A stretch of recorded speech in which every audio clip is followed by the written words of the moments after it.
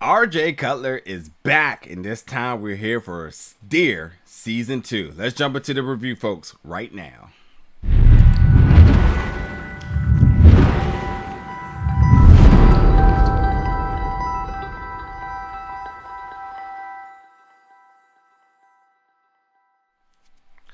What's up, folks, and welcome back to the channel today for another review. And today we're going to be reviewing Dear Season 2, coming to you on Apple TV Plus March 4th. Now, I love Season 1. I mean, it's truly Apple at its best. So many emotions, so many feels, so many good testimonies. Man, so many just heartfelt moments, so much inspiration. I love Season 1 so much. And Season 2 comes back with a new roster of icons and heroes and all of the lives that's been impacted by them. And it's much of the same. I mean, you don't break the recipe because it still works, and there's still so many other people that you can give this platform to. So like, it is just a continuation of more and different people in Season 2. And some of the names that come here is Kareem Abdul-Jabbar, Ava DuVernay, Viola Davis, who else did we got here? Sandra Billy Porter, and the late great André Talley, who just recently passed in January. So you got a star-studded cast of folks, and there's folks I didn't know. That was the best part about it, because you like, well, why would this person be featured? It's got to be something. Then you watch it, you gain so much appreciation for someone's contributions to society that you just like, wow. And it's kind of just, you know, it's so heartfelt that like I was having a really rough time emotionally get through these episodes, because I was like, come on, man, keep it together, you gotta get through this. But like, they were really good. So you know, and most of the things I liked about the first season, the score and whatnot, I thought they did a good job coming back. The only big difference that I noticed in Season 2 is that maybe I'm wrong, but I felt like in Season 1 there was more random people giving their testimonies and sending in the letters of their appreciation to their heroes, right?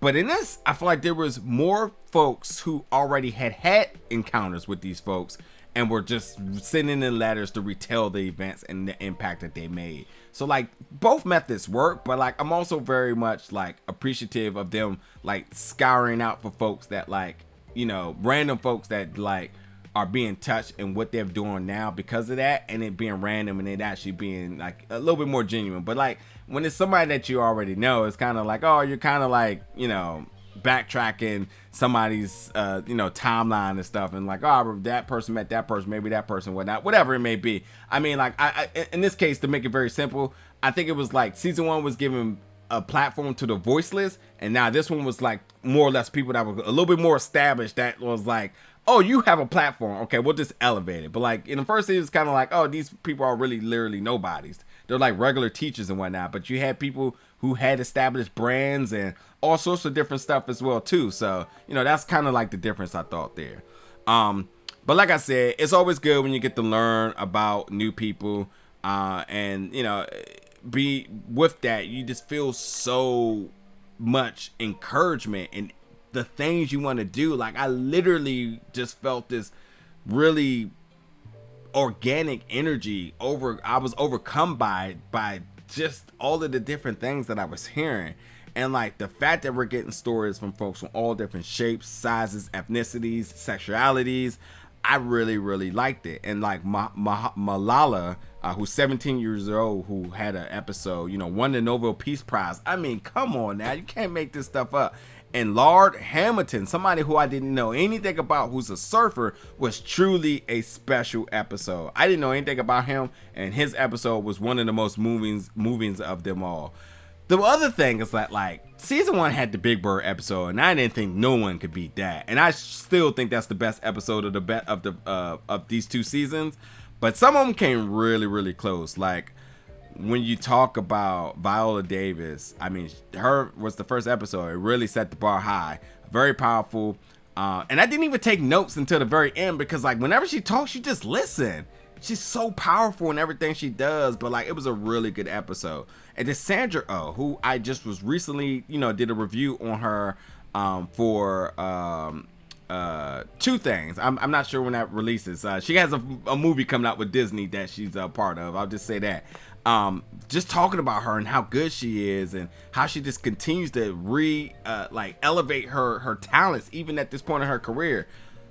But to kind of see where she came from, to kind of see what she stands for, her being Asian and being proud of it no matter what. It's just some of the most beautiful moments within this entire series is that Sandra just, hearing her story and really getting a look into everything she had to overcome.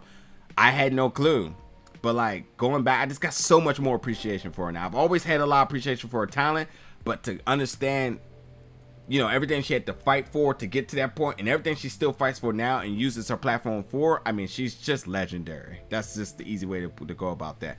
And then Kareem Abdul-Jabbar. I mean, at this point now, we all know he's a fantastic basketball player, but knowing that the NCAA banned dunking because of him and it really didn't hurt him at all, but considering everything that he had to go through and then fighting for civil rights and the choices that he made and how he was in the forefront of things, which I knew about, but I didn't never really think about how young he was and how much he was willing to give up to do so, was truly, truly special.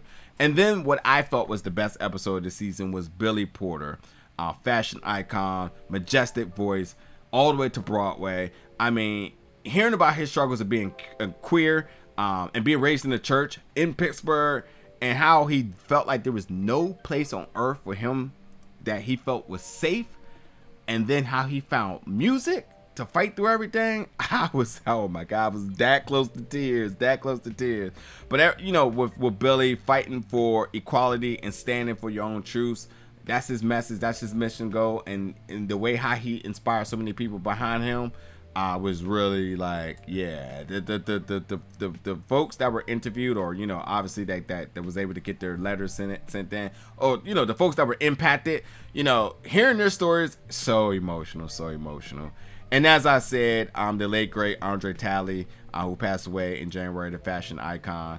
I mean, that was the best way to end this season. Just so much wisdom, so much passion, just really breaking through the glass ceiling.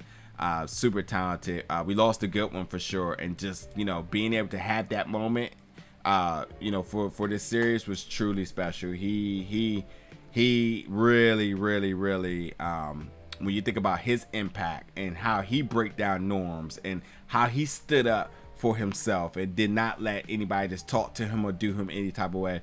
Truly motivational.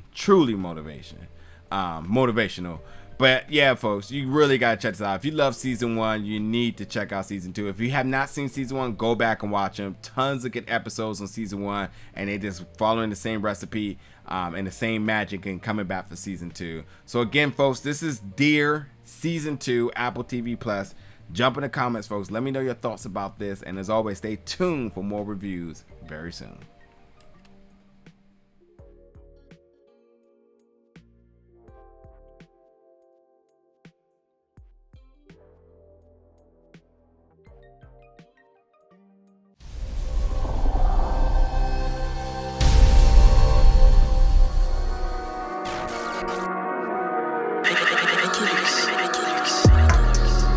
Big old bell.